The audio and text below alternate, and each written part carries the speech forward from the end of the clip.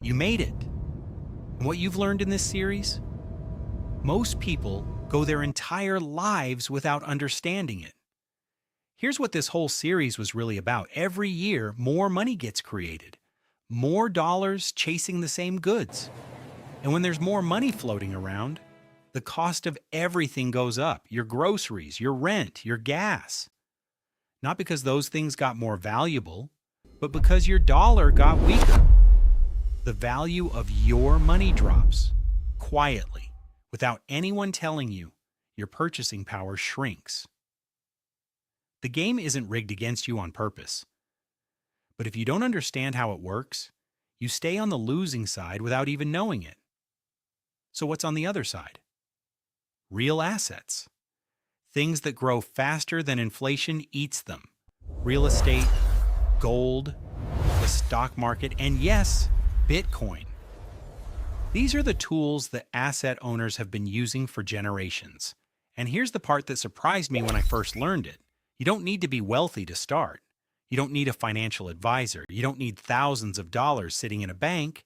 You can start with $5, $10, right now on your phone. And here's something most people don't realize. You might already have everything you need. If you have a bank account, you already have an app on your phone. Chase, Schwab, Barclays.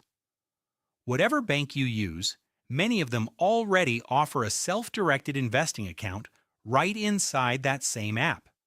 No new account to open somewhere scary. No complicated process. Just tap, look for the investing section, and you're already halfway there. Through something called an ETF, an exchange-traded fund, you can own a small piece of real estate, gold, the entire stock market, or Bitcoin, all from that one simple app. No vault, no landlord license, no complicated setup, $5, $10, that's it. And here's the secret that makes it work over time: consistency. It's called dollar cost averaging, which is just a fancy way of saying buy a little bit regularly, no matter what the market is doing. $5 this week, $10 next week. Don't try to time it. Don't wait for the perfect moment. Just keep going. Because over time, something magical happens. It's called compound interest. And Albert Einstein, one of the greatest minds in history, reportedly called it the eighth wonder of the world. He said those who understand it earn it. Those who don't, pay it. Here's what that means simply: your money starts making money. And then that money makes more money. Slowly at first, then faster still. And the market, yes, it goes up. Yes, it goes down. That's normal. That's okay. Because when you're investing consistently over 10, 20, 50 years, the ups and downs average out. And history shows us, over the long run, real assets grow. They outperform inflation. Your money appreciates.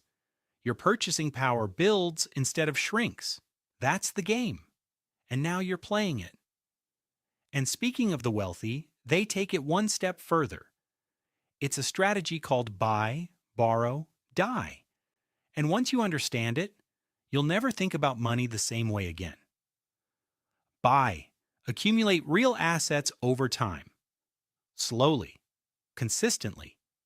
Don't rush. Borrow. Instead of selling those assets and paying taxes on the gain, they borrow against them at a low interest rate. The assets keep growing. They access cash without selling, without triggering a tax event. Die. When those assets pass to their heirs, in many places the gains reset. Decades of growth, potentially never taxed. Most of us aren't there yet. And that's perfectly okay. But knowing where the road leads changes how you walk it. You're not just saving, you're building something. I chose Bitcoin as my preferred long-term asset. It fits my life. I can carry it anywhere. Nobody controls it, and the supply is fixed forever. But your path might look completely different. Real estate, gold, index funds, all of it works. The asset matters less than the decision to start. If you want to go deeper on Bitcoin specifically, Series 2 is coming: How to Buy It Safely, how everyday people can use the buy, borrow, die strategy for themselves. All of it, simply explained. If this series helped you, share it with one person, not for me, because it might genuinely change their life.